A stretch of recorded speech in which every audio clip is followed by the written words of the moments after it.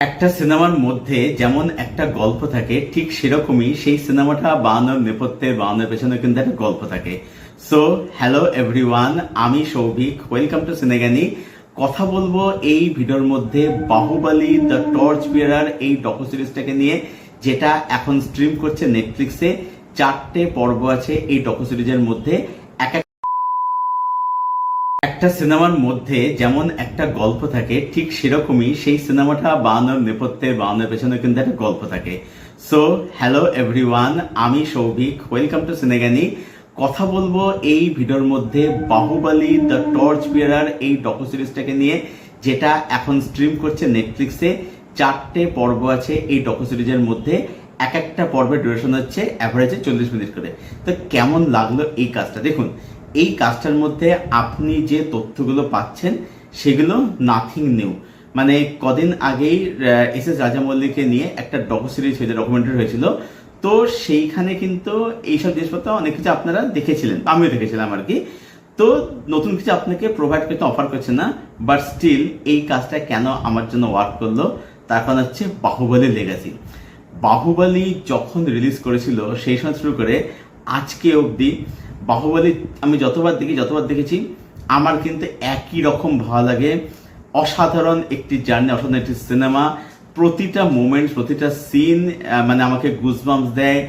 র emotion, drama দারুণ লাগে, দারুণ মানে। এবং বাহুবলী বেরিয়েছিল যখন পার্ট 1 যেখানে শেষ হচ্ছে, ওই যে কাটাপ্পা বাহুবলীকে কেন মেরেছিল এই ব্যাপারটা না, এটা একটা মানে কি বলবো, এটা ন্যাশনাল একটা সেন্সেশন তৈরি হয়ে গেছিল আর কি। মানে বিশাল কেস তৈরি ছিল। এবং বাহুবলী 2 নিয়ে, বাহুবলী কনক্লুশন নিয়ে যে লেভেলের হাইপ ছিল, যে কাটাপ্পা বাহুবলীকে কেন মারলো এই নিয়ে কত রকম থিওরি, কত কিছু আমরা দেখেছিলাম। মানে ওই ক্রেজ মানে পাগলা করা ক্রেজ। এবং সত্যি কথা বলতে এই যে এখন আমরা সব সিনেমার ক্ষেত্রে প্যান ইন্ডিয়া রিলিজ কথাটা বলি, এই টার্মটা না এখন প্রচন্ড খেলো হয়ে গেছে। মানে প্রচন্ড রকম না, মানে খুব একটা সহজ কথা হয়ে গেছে এটা আর কি। কিন্তু বাহুবলী হচ্ছে প্রথম দেখেছিল যে প্রকৃত এক্স্যাক্ট প্যান ইন্ডিয়া সিনেমা কাকে বলে। মানে এমন সিনেমা যেটা ইন্ডিয়ান সিনেমাকে একটা গ্লোবাল রেকগনিশন দিয়েছিল। মানে বলতে পারেন যে তেলুগু সিনেমা, ভারত সিনেমাকে একটা নতুন দিশা দেখিয়েছিল আর কি। তো বাহুবলী মানে কি বলে, ফেনোমেনা। এই যে কথাটা আমি বললাম সবার প্রথমে, যে একটা সিনেমার মধ্যে যেমন একটা গল্প থাকে ঠিক সেরকমই সেই ছবিটা বানানোর নেপথ্যে কিন্তু গল্প লুকিয়ে থাকে। তো বাহুবলীর যত আইকন দৃশ্য, মানে প্রতিটা দৃশ্যের ছবিটাই একটা আইকনিক ছবি আর কি। সেটা দেবসেনার হোক, সেটা শিবাগামীর হোক, সেটা অমরেন্দ্র মহেন্দ্র বাহুবলী, সেটা বল্লভদেব হোক, বিজ্জল দেব, যারাই হোক না কেন, কাটাপ্পা হোক, প্রতিটা যে আইকনিক দৃশ্য, সেই দৃশ্যগুলো শুট করার নেপথ্যে পেছনে কি গল্প সেটা আমরা দেখতে পাচ্ছি। যে এই যে এস এস রাজামৌলি প্রতিটা সিন নিজে শুট করে নিজে অভিনয় করে দেখাচ্ছে, দারুণ লাগছে দেখতে, ঠিক আছে। তার সঙ্গে সঙ্গে যেটা মেকার্সরা করতো, যেটা আমরা রাজামৌলি এদের ইন্টারভিউতে জানতে পারছি, যে ওরা কি করতো সেটার মধ্যে ওরা না একটা খুব রিল্যাক্স আর চিল পরিবেশ তারা রেখে দিত। ধরুন একটা সিরিয়াস সিন, সেটা প্রভাসের হোক, সেটা রানার হোক, যারই হোক না কেন, সেটা শিবাগামী যাই হোক না কেন, সিরিয়াস সিন সেটা শুট করার আগে দেখা যাচ্ছে প্রভাসের রানা দুজনে মিলে হয়তো প্রচন্ড হয়তো হাসি মজা ছ্যাবলামি ইয়ার্কি ফাজলামি সব করছে আর কি। সিনটা যেই শুট যেই হচ্ছে তারা কিন্তু পুরো সিরিয়াস। আবার যে সিনটা শুট করা গেল তাহলে তারা হয়তো বলতে গেলে মানে আমাদের সাথে গেলে দাঁত খেলাচ্ছে তারা আর কি, ঠিক আছে, মানে হাসাহাসি করা শুরু করে দিল আর কি। তো এই যে ব্যাপারগুলো, তো এইগুলো আপনি দেখলে মজা লাগবে যে তারা কিরকমভাবে শ্যুটটা করতো। এবং যখন শেষ হচ্ছে, যে মানে সব কিছু নিয়ে যখন চলে যাচ্ছে ওই যে জায়গাটা যখন আর কি, ওইটা দেখলে আপনার কথা মনে হবে যে মানে একটা জার্নি যেন শেষ হয়ে গেল আর কি। যে মানে কতটা সময় তারা ছিল এবং কতটা সময় তারা কাটিয়েছে, সবাই একটা বন্ধুর মতো তাদের পরিবারের মতো ছিল এবং সবাই যে যার মতো বাড়ি চলে যাচ্ছে আর কি। তো এইটা কোথাও আপনি কষ্ট দেবেন। এই যে জার্নিটা, এই জার্নিটা ইটসেলফ একটা সিনেমার মতো, যেটা বাহুবলী দ্য বিগিনিং বা বাহুবলী দ্য কনক্লুশন থেকে কোনো অংশে কম কিছু নয়। এটাও কিন্তু ইটসেলফ সিনেমাই আর কি, ঠিক আছে।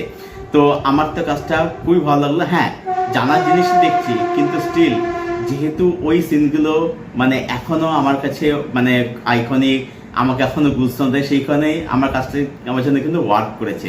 তো আমি ভিডিওটা শেষ করব একটা মজার ইনসিডেন্ট দিয়ে, বাহুবলী নেই আর কি। তো ঘটনাটা হচ্ছে যে আমার সঙ্গে একজনের কনভারসেশন হচ্ছে, কেসটা আমি বলবো না, নাম অবশ্যই নেব না। সে আমাকে বলে যে তোর বাহুবলী ভালো লাগে? তো আমি তখন তাকে বললাম যে কেন খারাপ লাগবে কেন, সেটা কি স্ক্রিন টু রাইটিং খারাপ, বা ছবিটা টেকনিক্যালি ভালো না, পারফরমেন্স খারাপ, ড্রামা ইমোশন ওয়ার্ক হচ্ছে না, গান ভালো না, বা গানের প্লেসমেন্ট ভালো না, কি কি সমস্যা হচ্ছে বল এগুলোর মধ্যে, বা ছবিটার আর একটু বড় বা ছোট হতে পারতো। বলছে না এই যে এই ধরনের ছবি, এইসব ছবি তোর ভালো লাগে। আমি তখন বললাম, আমি বুঝতে পারছি আমি কি সেন্সের কথাটা সে বলছে, তো তখন আমি তাকে বললাম বাজানোর জন্য যে এইসব সিনেমা বলতে তুই ঠিক কি বলতে চাইছিস। বলছে না দেখ ভালো সিনেমা দেখ, মানে যেগুলোতে আর্ট ফিল্ম, যেগুলোতে অনেক কিছু শেখা যায়। বাহুবলী এগুলো কোনো সিনেমা হলে একটা ওভার দ্য টপ লাউড আর গ্যাজা করে সিনেমা। আমি তখন তাকে বললাম যে অ্যান্সারটা দিলাম, বললাম যে আজকে দিনে দাঁড়িয়ে তুই যে মাইন্ডসেট নিয়ে একটা সিনেমা দেখছিস, বা একটা ছবিকে ভালো বা খারাপ হয়, সেটাকে আজকে দিনে কি মানে অ্যাপ্লিকেবল, সেটা আজকে দিনে কি খুব রেলিভেন্ট যে একটা ছবির মধ্যে মারামারি নেই, ধীর স্থির ছবি, মেসেজ ভালো, শেখা যাচ্ছে অনেক কিছু, সেটাই ভালো ছবি। আর কমার্শিয়াল মেন স্ট্রিম ছবি সেটা খারাপ ছবি। এই ধরনের মাইন্ডসেট ছবি আজকের দিনে কি সত্যি কি মানে দেখা যায়, বা সত্যি কি এগুলো আজকের দিনে কি রেলিভেন্ট বা চলে? আমি এই কথাটা ব্লাস্ট রিভিউ ক্ষেত্রে বলেছিলাম যে ওই মানে অ্যাকশন মারামারি নেই, ধীর স্থির ধীর স্থিরের কথা বলছে সেটাই হচ্ছে ভালো ছবি, আর অ্যাকশন মারামারি থাকলেই লাউড ওভার দ্য জিনিসপত্র সেটা হচ্ছে খারাপ ছবি। এই মানুষ আজকে চলে না। কারণ ব্যাপারটা হচ্ছে যে যেখানে আজকে আমরা নেটফ্লিক্স হোক, প্রাইম, বিভিন্ন অ্যাপল টিভি প্লাস, বিভিন্ন ওটিটি প্ল্যাটফর্মে আমরা আজকে এত ধরনের কন্টেন্ট দেখছি, সেখানে দাঁড়িয়ে যেখানে বিশ্ব আজকে এত এগিয়ে, সেখানে দাঁড়িয়ে আজকে এই ধরনের চিন্তা আজকে সত্যি আর চলে না।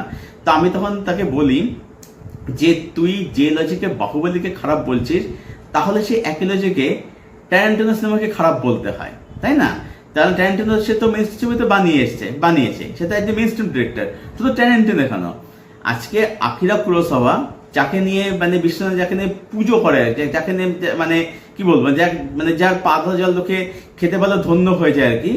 তো সে আকিরা কুরোসাওয়া তিনি যে মেন স্ট্রিম ডিরেক্টর একজন, ইয়োজিম্বো হোক, সঞ্জিরো হোক, সেভেন সান, এগুলো সব মেন স্ট্রিম ছবি, এগুলো সবই, তাই না? বা আজকে মার্টিন স্করসেসি, যার নাম বিশ্ব সিনেমায় সমাদৃত হয়, তিনি কি খুব আর্টস ডিরেক্টর? তিনি একজন পুরোপুরি মেইন স্ট্রিম ডিরেক্টর।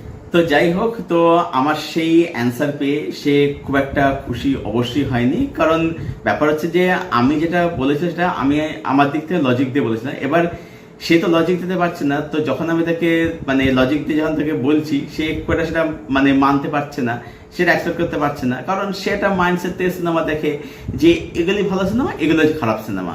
ঠিক আছে, মানে আমি একটা ঘটনা বলছি এর সঙ্গে। যখন চেঙ্গিস রিলিজ করেছিল, তখন সে সময় রিলিজ ছিল শেষ পাতা, অতনু ঘোষের ছবি। তো তখন একজন পোস্ট লিখেছিল যে শেষ পাতা ছবিটাকে নিয়ে, যে দৈনন্দিন জীবনের খুঁটিনাটি, শূন্যতা, আবেগ আমাকে মুগ্ধ করেছে। তখন আমি বলি যে এইটা যখন তুমি সাপোর্ট করো, তখন তুমি চেঙ্গিসকে সাপোর্ট, সেটাও দেখো তাহলে। তখন সে ওই মানে যেরকম হয় আর কি, যে না সবার টেস্ট তো একরকম হয় না, হ্যাঁ টেস্টের কথা বুঝলাম, ঠিক মানলাম, ঠিক আছে। তো আমি মানে বুঝতো না তার মানে কথা শুনে, তার অ্যান্সার শুনে, যে মানে এইগুলো হচ্ছে ভালো সিনেমা, যেহেতু এটা শেষ পাতাটা খুব নিশ, একটা ধীর স্থির ছবি, ড্রামা ছবি, এগুলো ভালো সিনেমা। এবং যেহেতু চেঙ্গিস একটা মাস ফিল্ম, সেই জন্য এটা হচ্ছে খারাপ সিনেমা। যাই হোক, তো রিভিউয়ের পাশাপাশি একটু আড্ডা গল্প হয়ে গেল আপনাদের সঙ্গে। তো এই ডকু সিরিজটা যারা আপনারা দেখেননি এখনো পর্যন্ত, অবশ্যই দেখুন, নেটফ্লিক্সে অ্যাভেলেবল আছে। তো দেখুন এবং দেখে জানার কাজটা আপনাদের কিরকম লাগলো। আর যাদের কাজটা দেখা হয়ে গেছে, যারা দেখে ফেলেছেন, তাদের কেমন লাগলো কমেন্ট করে জানাবেন। আই হোপ আপনাদের এটা ভালো লাগবে, কারণ বাহুবলী ফ্যান যদি আপনি হয়ে থাকেন, তাহলে আপনাদের ভালো লাগতে চলেছেই আর কি। তো জানাবেন কমেন্ট করে কিরকম লাগলো কাজটা আপনাদের কমেন্টের উত্তর আমি অবশ্যই দেবো। আর ভিডিওটা ভালো লাগলে অবশ্যই লাইক করবেন, শেয়ার করবেন, চ্যানেলটাকে অবশ্যই সাবস্ক্রাইব করবেন। চলুন ভিডিও এখানে শেষ করছি, দেখা হচ্ছে আপনাদের সঙ্গে পরক্ষণ ভিডিওতে। Till then stay best, stay keep watching good content.